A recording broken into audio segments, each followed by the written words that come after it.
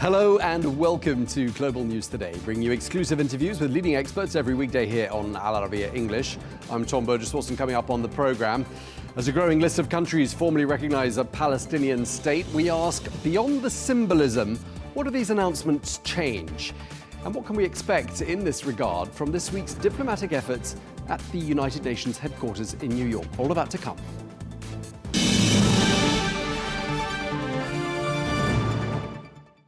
Hello and welcome to the programme. After nearly 2 years of warfare in Gaza, the UK has announced that it now officially recognises a Palestinian state. Well, the British Foreign Office has even updated its map, and the West Bank and Gaza are now labelled Palestine rather than the occupied Palestinian territories. Well, the British Prime Minister, Sir Keir Starmer, says the UK, together with Australia, Canada and Portugal, is taking this step in the face of growing alarm at the situation in the region. Let's take a listen. In the face of the growing horror in the Middle East, we are acting to keep alive the possibility of peace and a two-state solution. That means a safe and secure Israel alongside a viable Palestinian state. At the moment, we have neither. Hamas is a brutal terror organization. Our call for a genuine two-state solution is the exact opposite of their hateful vision.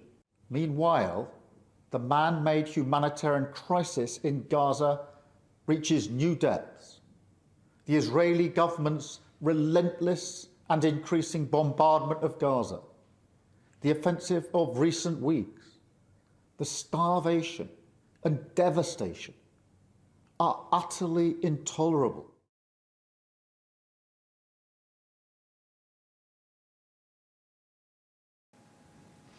Well, for more on this, we can speak now to Ahmed Fattouh, who is a spokesperson for Fatah, who joins us now from Ramallah. Thank you very much indeed for joining us once again here on Arabiya English.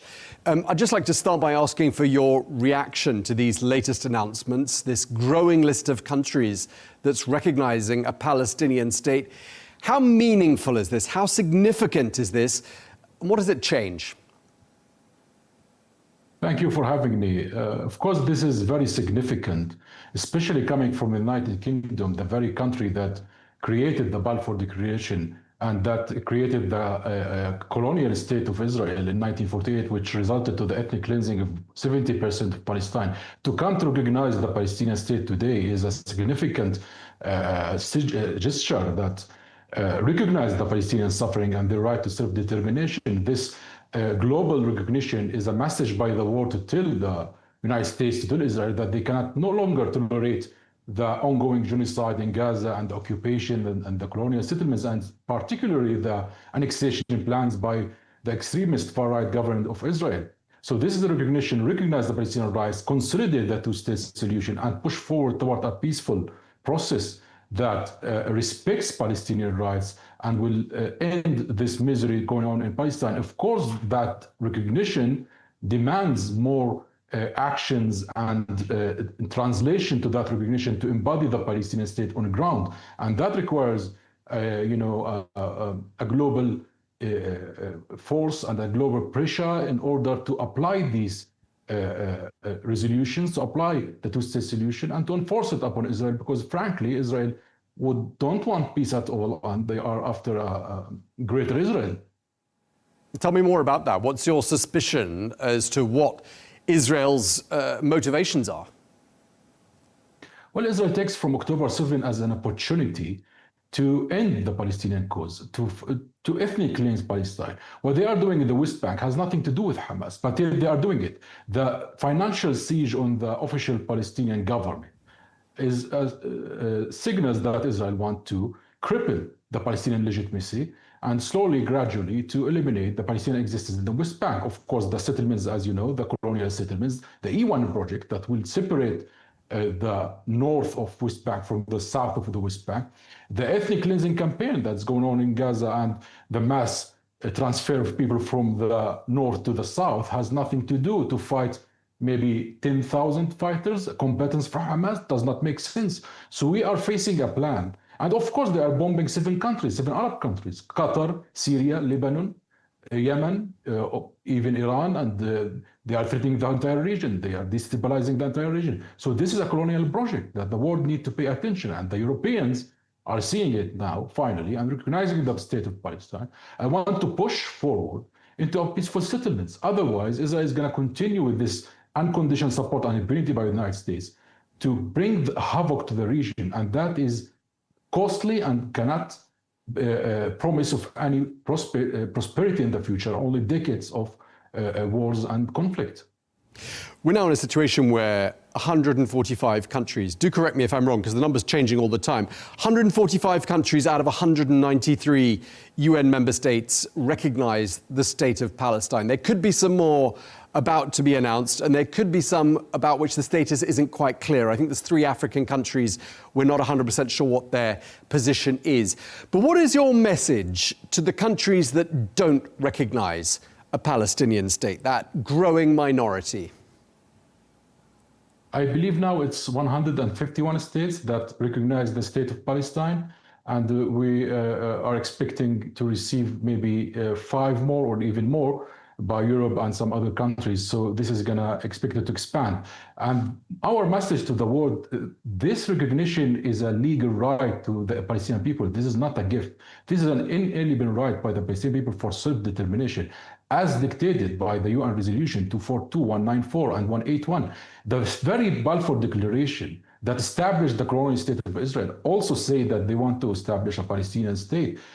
Now we have to translate the UN resolution by recognizing the victims, by recognizing the occupied, by giving justice to our cause after decades of struggle, of suffering, and years of sacrifices made by the Palestinian people. This is the time for the world to say enough is enough, and now is the path for realizing the Palestinian state. All nations after World War I received their independence and right of self-determination, but not the Palestinian people. Why is it? That's the question that should be asked to the United States administration and to the entire world.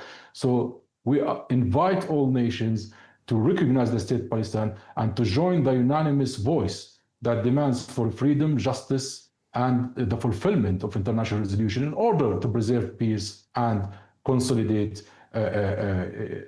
prosperity and harmony in the region. While you were talking, I was just doing a bit of mathematics. 193 countries in the UN. You're telling me 161 now recognize a Palestinian state? 151. Okay. So that leaves, let's say, 40 countries or so that don't. What do you think's stopping those countries? Why aren't they? I mean, in the case of Israel and the United States, it's fairly obvious. What about the other countries? Why do you think they're hesitating? Well, we have some countries that under the influence of the Israeli Zionist lobby, we know about that, and they are, need to step up and to recognize, because this is an actual legitimate legal right. This is not a matter of diplomacy or alliance or any of that. This is a natural right. And, I'm not sure why they are reluctant from recognizing. Maybe they are under the influence of the lobbies, under the influence of the United States. But in any case, the majority or the major countries of the world, the major powers, is recognizing Palestine. Now we are talking about United Kingdom, Canada, Australia, Portugal, before that Spain, Ireland, and we are expecting to receive recognition from Malta, from France, from Belgium. So that leaves no one, actually, no one significant, to be frank. And therefore, the world needs to step up and to follow these steps in order to consolidate peace. Because if we think about it, actually preserving the two-state solution is for the benefit of Palestinians and Israelis at the same time. Because this consolidates the camp of peace rather than consolidating the camp of war and genocide, the camp of violence that Netanyahu would love to go for indefinitely. But that does not harm, it does harm the Israelis as much as it harms the Palestinians. Today, Israel is a pariah state. They are receiving sanctions. There is growing uproar by the world demanding for more sanctions, and they are more and more isolated from the region and from the world. If Israel wants to integrate and to live in peace and harmony, and their economy is, receiving a lot of losses, so they need to think about a peaceful resolution. And no peace can take place without accepting and recognizing the Palestinian right to self-determination. this needs to end, and this occupation has to end. It cannot continue. And I hope the wise voices inside Israel would realize that and tell Netanyahu to stop his madness. Well, clearly, Prime Minister Netanyahu is angry, and his reaction to these announcements of countries recognizing Palestine as a state has been pretty fierce. He says there won't be a two-state solution, and there's also this fear that Israel is going to annex swathes of the West Bank. What's your reaction to that?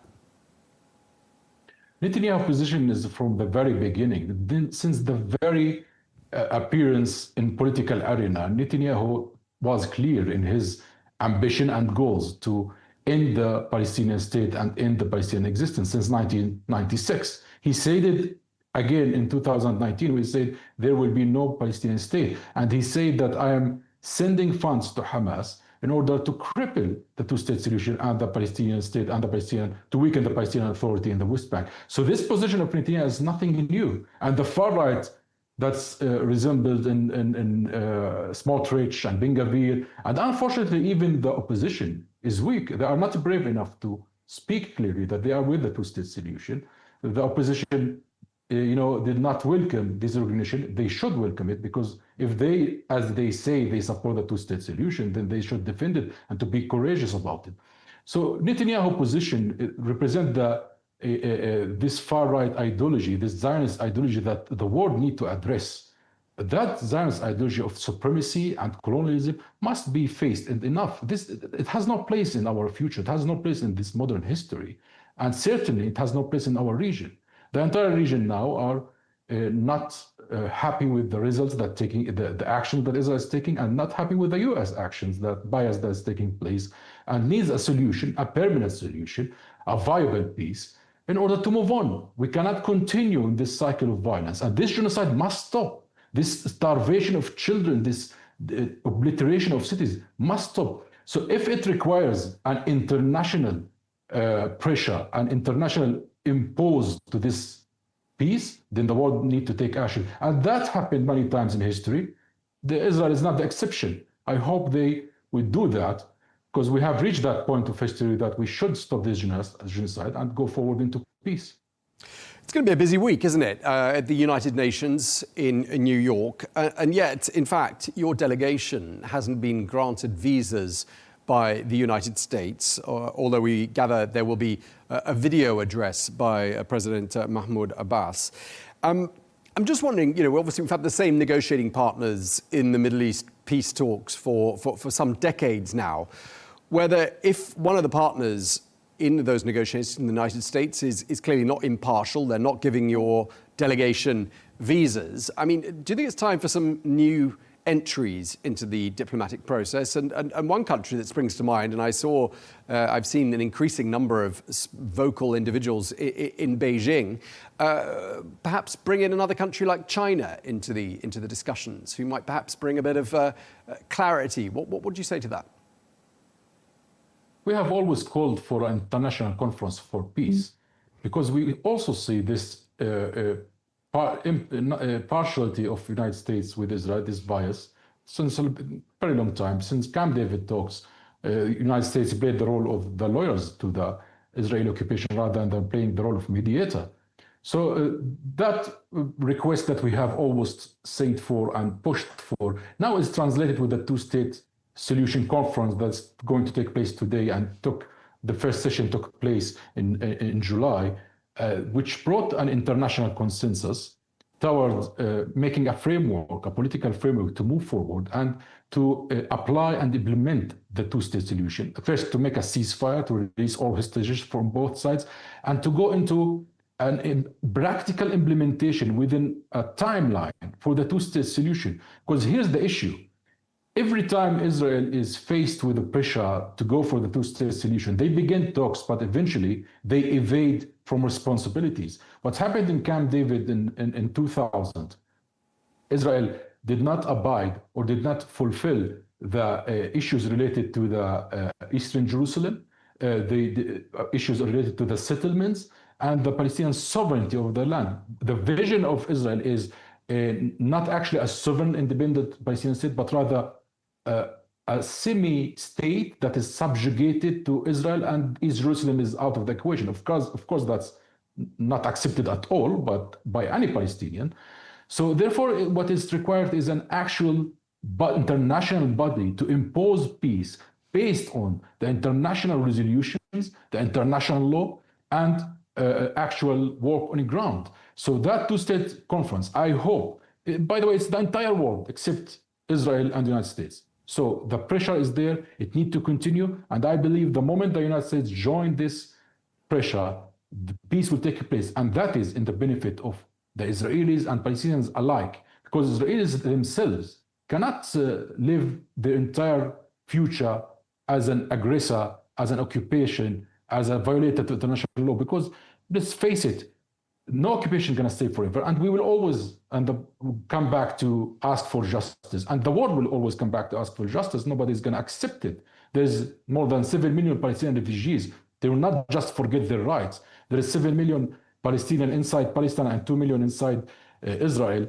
They all too are under oppression and persecution, who would demand for their freedom, for their natural rights, for their legal rights.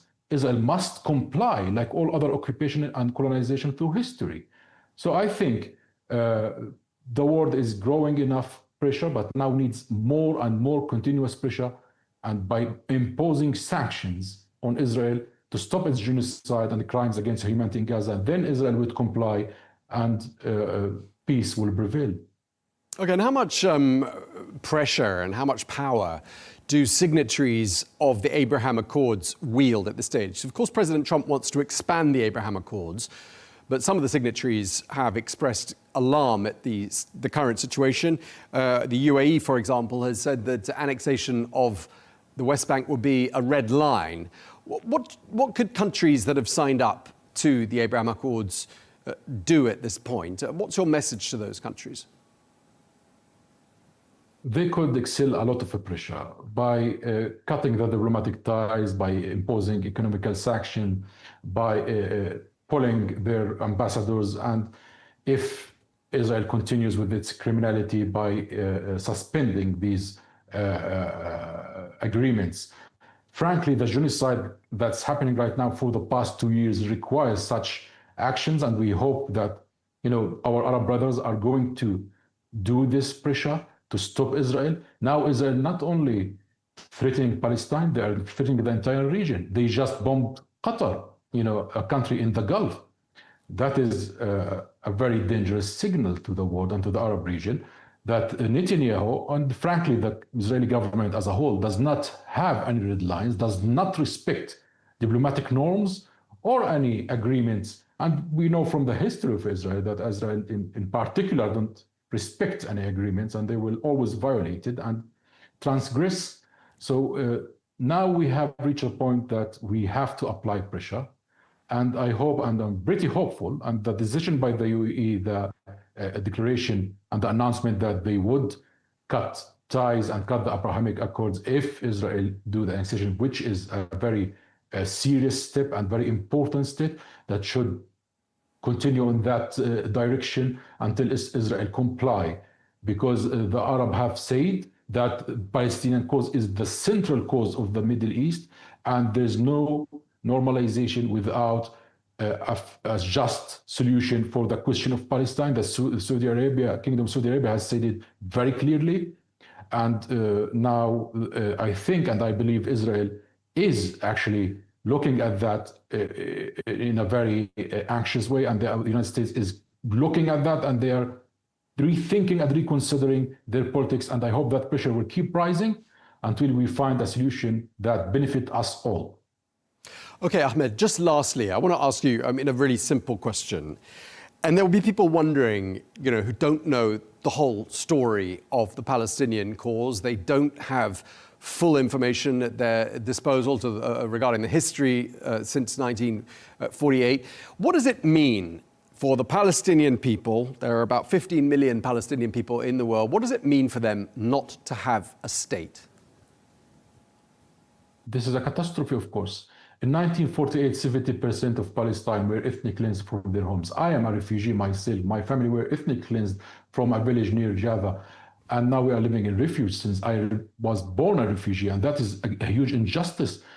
We don't have any freedom. We don't have any statehood, any country, like a way to express ourselves, our identity, our nationality. Right now, I'm living in Ramallah, and in the West Bank, there's more than 1,000 checkpoints and iron gates on a land that is of the size, it's not of a normal size city of any country in the world. And all these checkpoints crippling our life, strangulating our economy.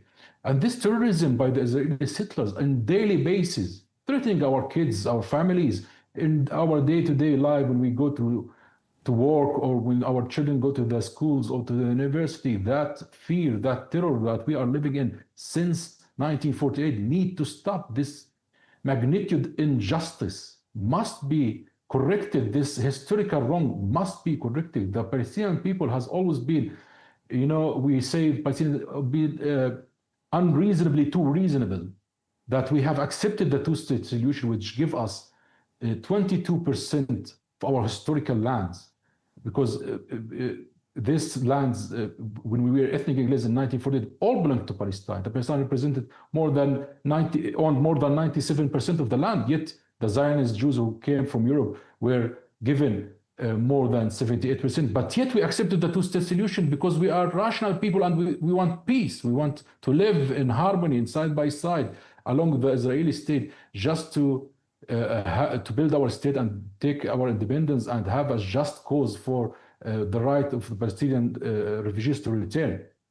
That is a reasonable plot by the Palestinian people, and the world need to understand that if Palestinian people don't gain their freedom, then this is an endless struggle.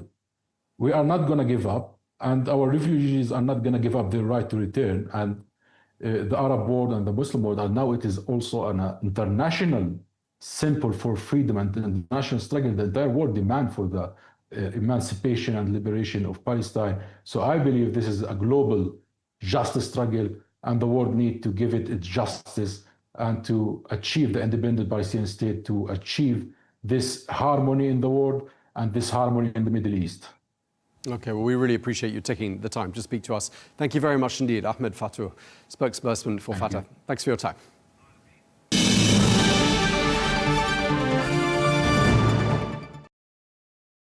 Well, let's turn now to our next guest, Fleur Hassan-Nahoum, Israel's Special Envoy for Trade and Innovation, who is also the former Deputy Mayor of Jerusalem. She joins us now. Always a pleasure talking to you, Fleur. Thanks for being with us here on Arabiya English.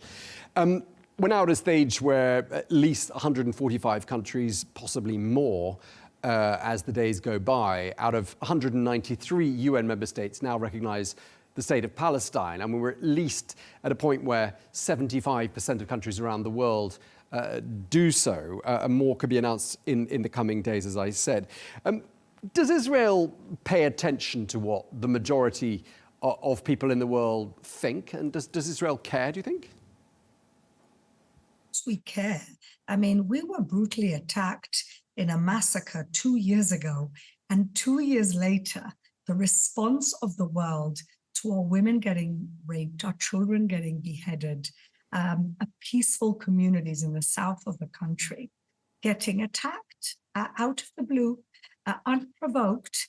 And 2 years later, Hamas can look at themselves and say, look, terrorism works. And so if 75% of the countries in the UN agree with that, then what can we say? The world has turned upside down. But you've missed a key stage in all of this. The last 2 years that have passed since the 7th of October have seen tens of thousands, we don't have an exact number or a precise number, of people, many of them women and children, killed in Gaza. And there's a huge amount of sympathy for human suffering. I mean, any human would feel that when they see the scenes we see on our screens. So isn't that rather an important factor in all of this? I have a lot of sympathy for those people, and I have sympathy because they're being governed by a brutal, genocidal, jihadi terrorist group that won't surrender a war they have obviously lost. And the reason why they won't surrender is because they don't care about their people. In fact, they use their people. They use them as human shields. They hide in the tunnels while people are left there. They steal their food. And so people can want self-determination for the Palestinian people. I do. But How confusing is it when essentially nobody has made it a condition of this Palestinian state, the removal of Hamas? And let me say more, the Arab League have called for the removal of Hamas because the Arab League knows how toxic Hamas is, how toxic the Muslim Brotherhood is.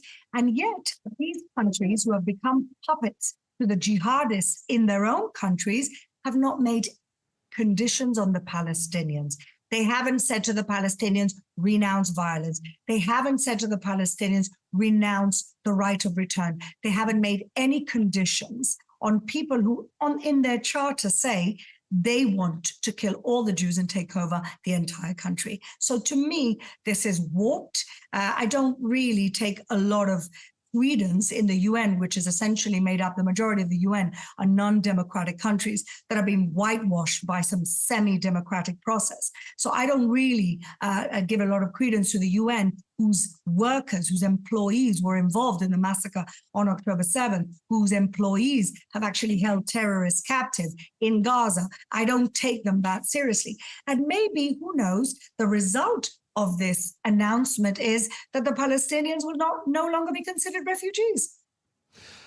You make a lot of points there. One of them, you say you are in favour of a two-state solution. Your Prime Minister, isn't he? He's just said there won't be a... I never said I was in favour. I never said I was in favour of a two-state solution, no. I said I'm in favour of the self-determination of the Palestinian people. How do they have that without a state? Well, I come from Gibraltar, and Gibraltar has self-determination without a state. Puerto Rico has self-determination without a state. There's many places around the world that have self-determination. Otherwise, they can govern themselves. Let me tell you what self-determination without a state looks like. Gaza, which was turned into a terrorist base.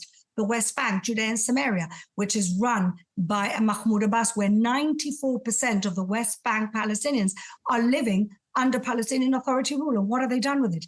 Again, they have been corrupt, they have stolen from their own people, and 100,000 Palestinians have to come into Israel every single day to work because they haven't developed their own economy. That's what two Palestinian states looks like, one in Gaza and one in the West Bank. So we need a state when people are not renouncing violence, not renouncing terrorism. And in fact, a state of Palestine, so-called, would only be another Islamic Republic of Iran enclave in the middle of our country. We can't afford to lose one war, and we can't afford to arm people or allow the arming of people who have stated again and again and have acted again and again to kill us.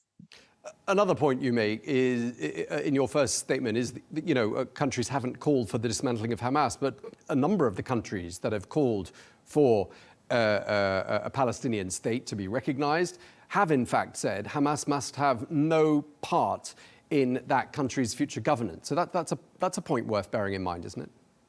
Well, you can say it, but what are they doing to help us get rid of Hamas? Well, I mean, what's Instead of making empty left statements, of Hamas? What's left of Hamas? Because we've been told... Unfortunately, there's still a lot left of Hamas. They still are hiding in the tunnels. There's at least 10, 15,000 troops left in Gaza City. Unfortunately, there's still a lot left of Hamas. And because they don't care about their own people, they won't surrender a war they've already lost.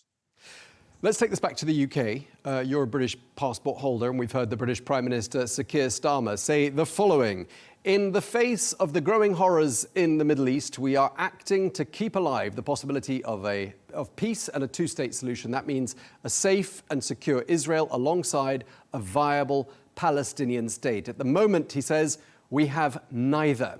What is your reaction to that statement and to his decision to recognize a Palestinian state? Well, unfortunately, it's performative and detrimental. It's performative because the UN has actually no jurisdiction to create a state. You know, the Algerians announced a Palestinian state in the 70s, and Spain, amongst other countries, announced it last year. Did anything change? Of course not. And so, again, it's performative, and in my opinion, it's performative to quell the jihadists and the Marxists in his own government and his own country. Unfortunately, Keir Starmer has become the Chamberlain of our day. Instead of standing strong against terrorism, Churchill was also considered a warmonger when he kept saying Hitler will not be appeased. The Islamic fundamentalism and Islamic fundamentalists will not be appeased. And what Keir Starmer has done is give them a prize today. But it's not just the British. I mean, and you know, I know you don't recognise the legitimacy, and you've said that the UN doesn't have any credence. I mean, you know, the UK is an old ally of Israel. One could even argue it's one of the architects of the creation of Israel, and so too is France, Sykes-Picot. And the French president says that granting the Palestinians a state means they will no longer be pushed towards Hamas. That's the French argument. These are your allies. What do you say to France? Well, we had the same argument in 2005 when we left the Gaza Strip, and that could have been the pilot of a Palestinian state. And the people elected Hamas. In the West Bank, if Mahmoud Abbas had elections tomorrow, the people would elect Hamas. So his premise is completely erroneous. He is completely oblivious to the actual realities of our region, the realities of Islamic fundamentalism. And to me, he's also an appeaser. But France has always been an appeaser. I'm much more disappointed with the UK, who, because we're involved in the creation of the State of Israel, should know better. President Macron went further. He said these Israeli operations have led to so many civilian casualties and victims.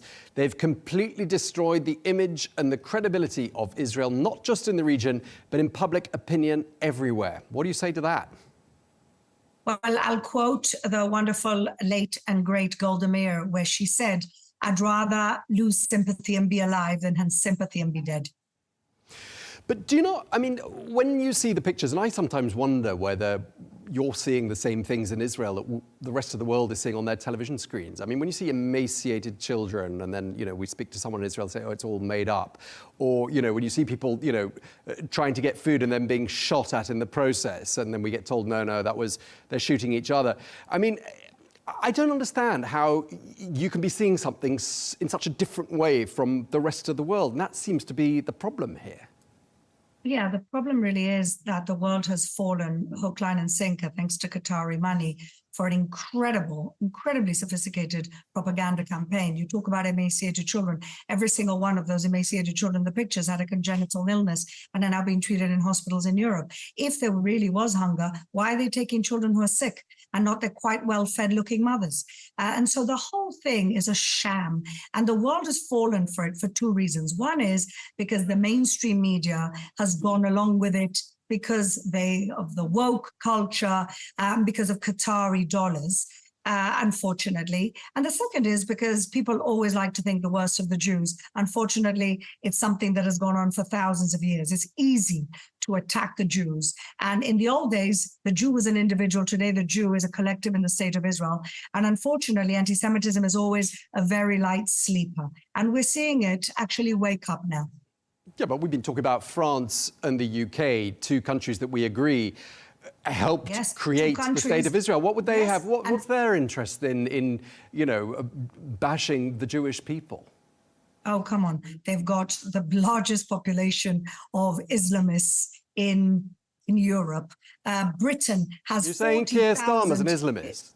Yeah, no, Keir Starmer is appeasing the Islamists and the Marxists in his party and his country. Britain has 40,000 Islamists, suspected terrorists on their lists. And instead of facing the issues he has with the open borders, instead of facing the people of Britain who are saying to him, enough is enough, you're prioritizing these people over us. And this is what he does to appease his own Marxists and Islamists in his country.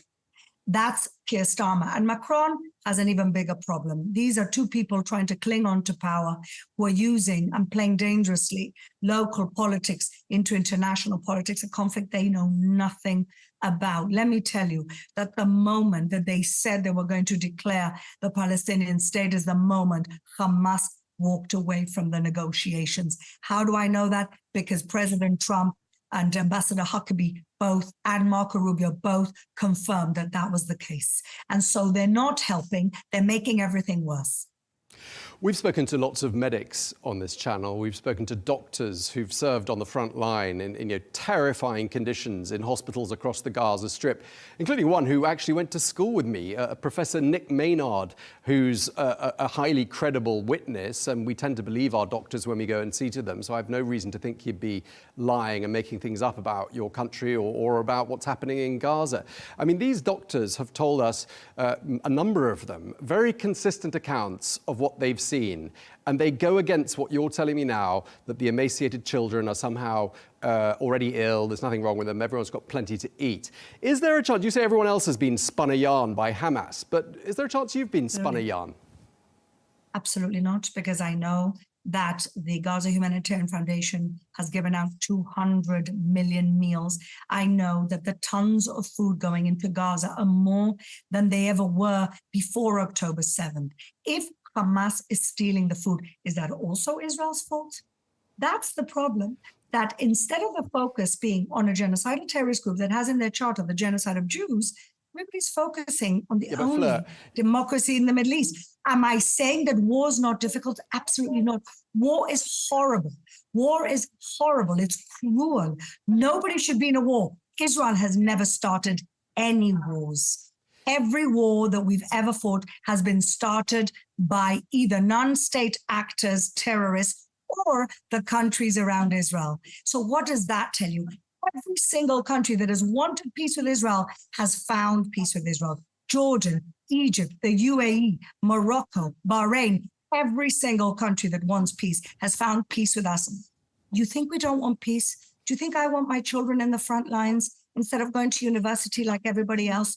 Israel is a beautiful, productive country with people who love life. We don't want to be fighting a war. We don't want to be occupying another people. We just want to live in peace.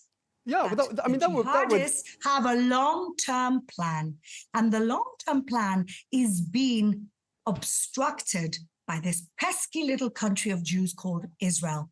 And we're the front line of a civilizational struggle. And the saddest thing is that everybody, like in Munich in 1938, everybody fell for Hitler.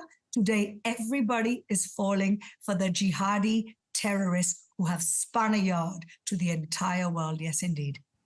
Okay, but I mean, let's spare a thought for people who've lived for 3 or 4 generations with no state, living in exile, whose daily life, if they haven't gone into exile, has meant special permits, roadblocks, fences, home demolitions, blockades, refugee travel. Well, because they don't have a state. And we're saying that, Why don't they have a state? Good Why question. don't they have a state? Where's the state? Why don't they have a state? Well, the British and the French have tried granting them one. They've recognized one. Where is it? 1 second. 1947, they were offered a state. Israel said yes. They said no. 2-state solution. Back in Oslo, Arafat was offered 97% of the West Bank and half of Jerusalem, and everything else he wanted, including land swaps. So he would have 100% of the land he said he wanted. And he said no. And Hamas started a brutal terrorist campaign in the streets of my city, Jerusalem, where Jews and Arabs alike were killed, slaughtered in cafes and in restaurants. You see, the problem is that people don't seem to understand that this is not a territorial conflict. The problem with this conflict is not that there isn't a Palestinian state, is that there's a Jewish state. That the Palestinian leadership, I'm not speaking for all the Palestinian people because I've got plenty of friends who hate their leadership. They know what the leadership have done to their cause. The Palestinian leadership has never accepted living side by side with Israel. And let me tell you when we will have peace with the Palestinians, the minute they accept that we're not going anywhere, that's when we'll have peace. Okay, we've got a big week for diplomacy. This is my last question for you. I mean, lots is going to be happening at the UN this week. We can expect President Trump to take the podium tomorrow, your Prime Minister on Friday. How do you think history is going to look back on this week? History is going to look back on the countries that declared a Palestinian state like they look back on Chamberlain and France and Italy after the Munich Agreement.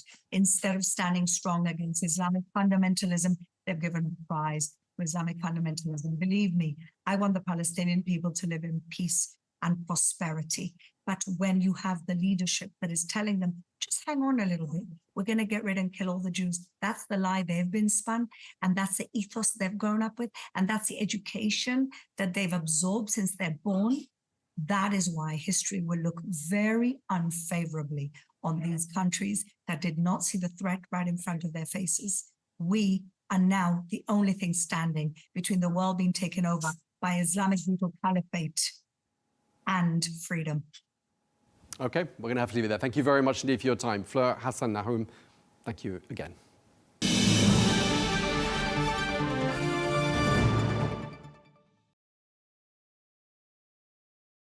Well, let's get more now. We can speak to Raslan Ibrahim, who is an Associate Professor of Political Science and International Relations at the State University of New York. Thank you very much indeed for taking the time to speak to us.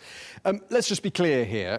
These announcements from the United Kingdom, Australia and other countries don't mean, do they, that a state has somehow been created. So what does recognizing a Palestinian state actually mean? This means a major symbolic victory for the Palestinian people and the struggle for self-determination. We have more than 2/3 of the members of the United Nations now recognize Palestine. And these particular states have a significant amount of symbolic power. For example, United Kingdom, given its historical role in the formation of the State of Israel and Balfour Declaration, and its recognition of Palestine has a lot of historical and symbolic power. In addition to that, you have these countries are like Canada, UK, and Australia are closest US allies, and they are now recognized the State of Palestine.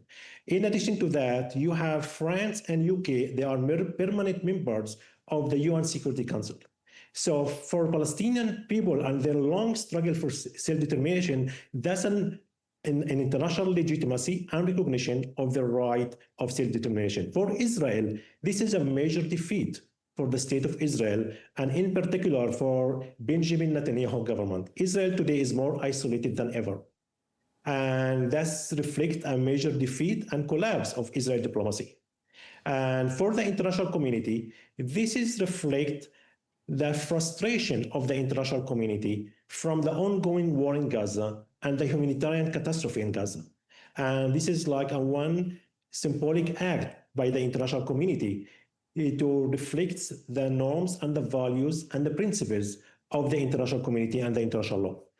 Okay, so clearly, as you say, extremely symbolic, these announcements, I should say, from these different countries. And in terms of what it changes, I mean, my understanding is the Palestinians will go from being an entity in the minds of the countries that recognize Palestine as a state to go from being an entity to a state. And I'm wondering whether that therefore translates into a kind of a diplomatic upgrade. Is that roughly how you'd see it? First of all, we shouldn't underestimate of the power of symbols and recognition in international politics. State recognition creates states. So in order to be a member in the international community, state must be recognized by the international community. So these symbolic acts are highly important. That's first. The second point I would like to say is what will be the next step? What are going to be the concrete steps? Translate that international legitimacy and recognition into the ground. Today, we have this very interesting situation where the State of Palestine has the recognition of the large majority of international community, has what I would call international sovereignty or external sovereignty, but at the very same time, it doesn't have domestic sovereignty. It doesn't have control on the land and the people. So we have an interesting situation where the state has international legitimacy and international recognition, which means international sovereignty, but at the same time, it lacks domestic sovereignty or domestic control on the people and territory. So the biggest challenge now, how we are going to translate that international sovereignty to domestic sovereignty and the empirical statehood in Palestine. I mean, Israel's acted very angrily to these announcements from these different countries. And we've heard Prime Minister Netanyahu saying there'll be no two-state solution now. And there are risks and fears that Israel is going to annex the West Bank. So, you say this is a defeat for Israel. Might it not be a massive defeat for the Palestinians as well? That is, and then Netanyahu have to be careful here, because annexation of the West Bank, it will endanger the relationship of Israel with the Arab state that has peace or normalization agreement with Israel, such as Egypt, Jordan, United Arab Emirates, Bahrain, and other moderate Arab states. So I think this act by itself might endanger peace agreements in the region, and Israel will lose from that. So you're saying that the signatories of the Abraham Accords, which of course President Trump wants to expand, hold quite a powerful weapon here? I would say that the annexation of West Bank will endanger these agreements. And these countries will try to put pressure on Washington to convince Netanyahu not to pursue this act. And I'm sure that also United Kingdom and France already announced they will oppose any annexation plan by Israel. I mean, clearly the United States holds the key, doesn't it, here? And it does seem that the United States is not changing in its allegiances, staying very firmly at the side of Israel. But as you say, with so many US allies now recognizing the state of Palestine, I mean, do you think it's a matter of time before the United States has a rethink? I think the price is higher now for the US, because not only its Arab allies, but also its Western allies, European allies, are recognizing the state of Palestine. And they are recognizing the state of Palestine because they want to keep the possibility of the two-state solution. So the question now, how these European and Arab allies are going to negotiate with the United States in order to convince itself to put more pressure on Israel, not only to put an end to the war in Gaza, but also to keep at least the possibility and the idea of the two-state solution alive. I mean, it seems like a lot has been happening in the last 10 days or so. There was, of course, the Israeli bombing of the Hamas delegation in Qatar. There's obviously the UN meeting that's going to be taking place where you are in New York throughout the course of this week. I mean, fast-moving events. I mean, what stands out to you as being perhaps one of the most significant events of the last few days? I mean, how significant was it, do you think, the Israeli strike on Doha and the reaction from the GCC countries? I think we see more a united Arab front. You see that the summit in Doha, and you see Arab states, those who have peace agreement with Israel and those who don't have peace agreement with Israel, they stand with Doha. We see a united Arab front now condemning Israel for its strike against Doha, and as well as in support of the Palestinian people. We can also see that what's happening now in New York, we see also a reflection of Saudi Arabia leadership in the region, and not only in the Israeli-Palestinian conflict, but also in other areas in the region.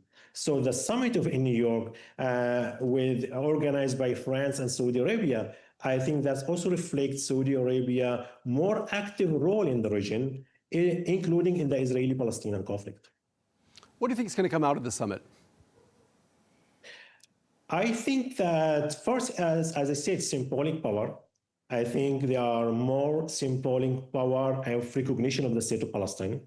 This is an international condemnation of Israel policy, not only in the West Bank, not only in Gaza, but also in the West Bank.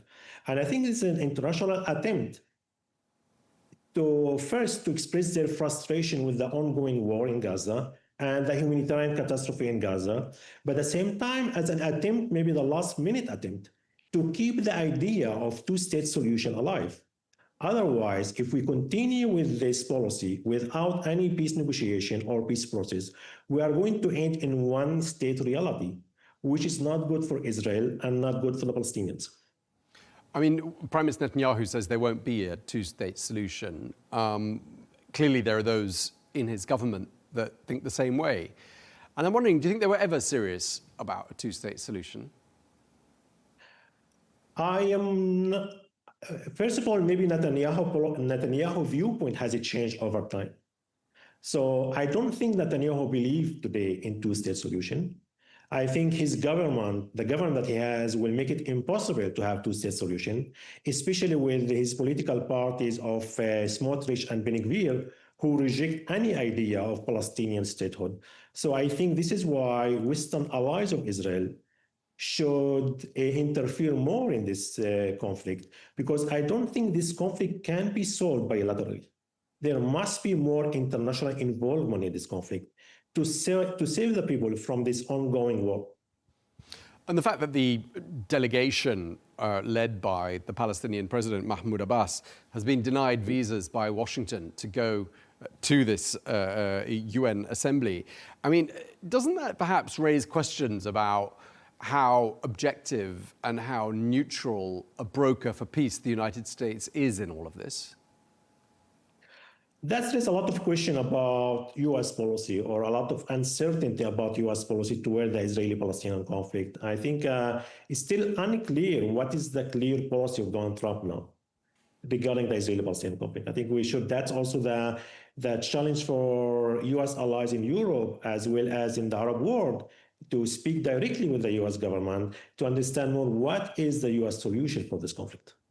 And I think now, after what happened with the summit in New York, the next challenge is try to reach an agreement with the U.S. administration how to approach the Israeli-Palestinian conflict, first by ending the war in Gaza and ending the humanitarian catastrophe in Gaza and releasing the hostages. And after that, having plan B of stabilizing Gaza and at least to start the peace process of the Israelis and Palestinians. As I said, this conflict cannot be solved bilaterally. There must be an international involvement to provide a context or a structure of peace process. What about another country entering the discussions in a major way? And I put this to other guests as well. What about China, for example, as being a power broker in this? I think great powers are only great powers, through the United Nations Security Council and through United Nations should be more involved in this conflict. I think, and we have experience in the past, the U.S. was not alone the only mediator. Like we have European Union, the United Nations, even Russia, the Quartet, if you remember, were involved in mediating in this conflict. So, and I think having more than one mediator, that's normal and that's possible in negotiation and peace building. And of course, where you are in New York, and President Trump is going to be addressing the UN, and Israel has a delegation there as well. I'm just wondering now, with 150 or so of the 193 UN nations recognizing a Palestinian state, how isolated the US and Israeli delegations are going to feel, and could that sense of isolation be a catalyst for a change of heart? I think it's especially for the state of Israel. I think Israel in maybe one of its severe diplomatic crisis. If you remember, after October 7, the attacks on October 7, Israel has significant amount of international legitimacy and solidarity. And 2 years after this war, Israel became more isolated than ever. And that's, in my view, this is one of the major defeats in Benjamin Netanyahu a diplomatic policy. Yeah, and the French president spelt it out when he said that the ongoing operation by the Israelis in Gaza had, quote, completely destroyed the image and the credibility of Israel, not just in the region, but in public opinion everywhere. That's what the French president, an ally of Israel, had to say. I mean, that's an important voice, isn't it? Exactly. And I think if you think about some of these countries who now recognize the state of Palestine, it's partly because of the pressure of their own societies, who see what's happening in Gaza and see the humanitarian catastrophe in Gaza. And this is why there's more pressure on these countries to act, at least to act. And I think this symbolic act is important, but it must be a follow-up with concrete steps to bring the Israelis and the Palestinians to the negotiation table and start a peace process.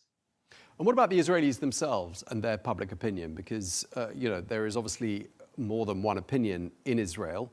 The makeup of the Knesset just indicates how fractured the political landscape is in Israel. What sort of voices do we hear from Israel that perhaps, serve as a counterbalance to Netanyahu and his inner circle's narrative?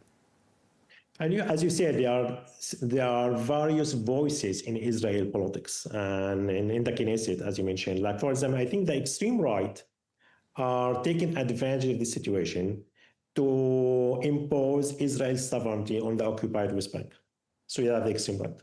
But at the same time, you have in the opposition that leader like Lapid and others who are accusing Netanyahu of this diplomatic failure, looking about the recognition of the state of Palestine, and they hold Netanyahu accountable for this diplomatic failure of Israel foreign policy. At the Israeli public, I think there's kind of still uncertainty or confusion about the impact of this symbolic act of recognition of the state of Palestine on the future of Israel and its impact on Israel relations with the rest of the world. So I think that at the public level, I think there's a lot of uncertainty, and I would call confusion about what is the effect of this symbolic act on Israel itself. Just lastly, Professor Ibrahim, I mean, this is going to be a really important week, isn't it? We've got President Trump at the podium at the UN on Tuesday, Prime Minister Netanyahu at the podium on Friday, all of these other events taking place before the conference, the summit even gets started there in New York. What are your predictions for this week? And do you think when we look back at this week in the years to come, it's going to go down in history as having been a pivotal sort of a week? This is a historic summit. I think we are in the midst of international crisis of the international order or transition process.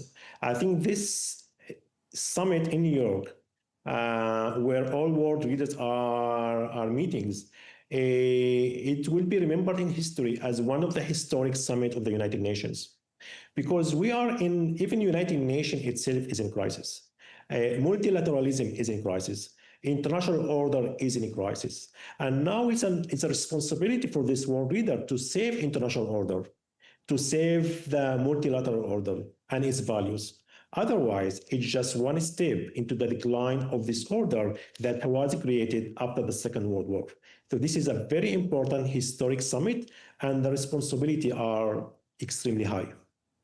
All right, we really appreciate you taking the time to speak to us. Raslan Ibrahim, Associate Professor of Political Science and International Relations at the State University of New York. Thank you for your time, sir. Thank you for having me.